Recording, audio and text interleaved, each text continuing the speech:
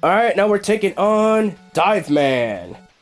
And right off the bat, we're basically in the Navy Yard. Oh, that's so kick-ass. Yeah, so finally we get an underwater theme where we get some kick-ass music. So, it's so upbeat. I love this theme. It's really cool. Alright, so the level design here, like I said, so many damn spikes. Like, what the hell, Capcom? Why didn't you just make Spike Wall, man, and just put us out of our misery? Because Mega Man 4 is obviously this game uses a lot of spikes. It's not even funny.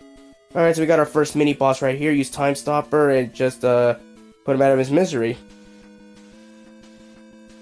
Yeah, you can actually off-screen that whale if you activate Time Stopper before he spawns to get a fun skip. I've seen it in speedruns. It's hard to pull. So, just wanted to point that out. Alright, Eddie, what do you got? Alright. Couldn't see what it was, but whatever. Yeah, so a lot of these enemies can be taken out easily with the Mega Buster. That's one thing I love about the Mega Buster for Mega Man 4 and onward. Like, you're not pressured into using, the Robot Master abilities. Unless for the boss fight, but that's always been a given in these Mega Man games. I understand for Mega Man you want to experiment with weapons here and there, and you also have to keep on count of your ammunition count. But honestly, the Buster really is a kick-ass weapon. And in Mega Man 5, I would recommend you just beat the game using the Buster and that's it. Because all the weapons are really not that good in that game, believe it or not. Alright, we took out the second mini-boss, and down there, that's where you get your second upgrade, which is the Wire. A weapon that you basically don't even use. I wouldn't say it's a useless weapon. I mean, it's got a utility purpose, but other than that, I wouldn't recommend getting it. Unless you don't want to use Rush Coil. That's the best explanation I can come up with.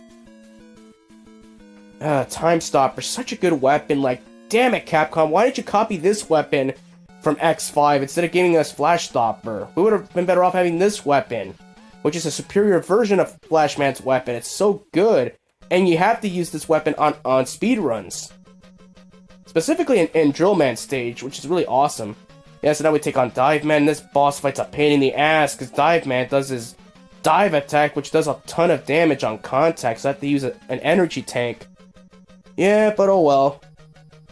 Yeah, so just use Skull Barrier, just to put him out of his misery. Ugh, die already, there we go.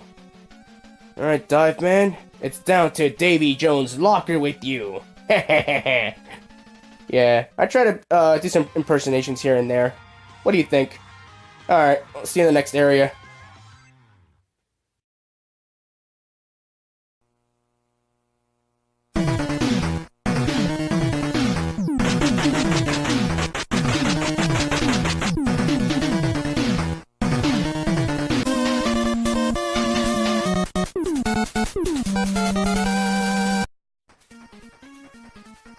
Alrighty then, now we're taking on Drill Man.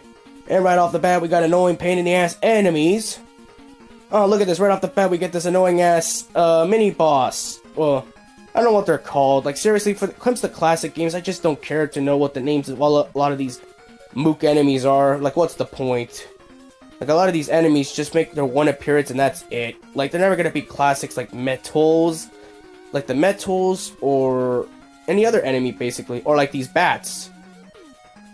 Yeah, so right here, try to be a little careful. So I would recommend using Rain Flush for this part, because, because of the cheap level design, obviously. You have these bats right here. The good thing is that, obviously, you can damage boost and fall into the spikes and not get hurt. Imagine having this kind of bullshit level design in Mega Man 1 when you had the spike glitch. Oh god, that game would be more unbearable than ever. Yeah, the Rain Flush is such an OP weapon, it really is. It takes out enemies with annoying shields. It's just a fun weapon. And up here we have a energy tank, which I don't need. I really don't need it. Like, for what? Like, come on, man. I've been playing this game for how long? You know, I love playing the classics. Ooh, free one up.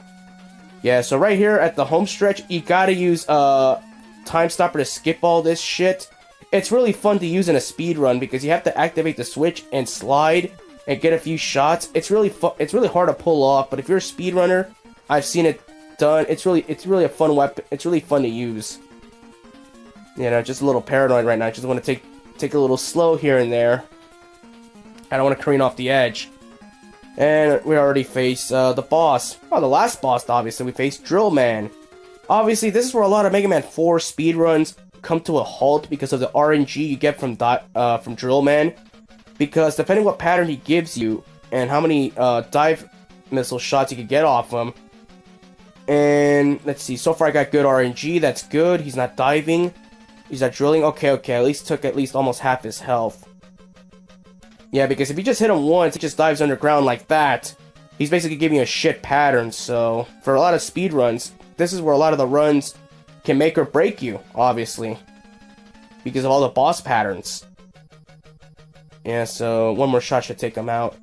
Come on. There you go. Got him at point blank. Fuck yeah. Alright, that's all 8 Robot Masters. Alright. Next stages should be the Dr. Cossack stages. Alright, I'll see you till then. Peace.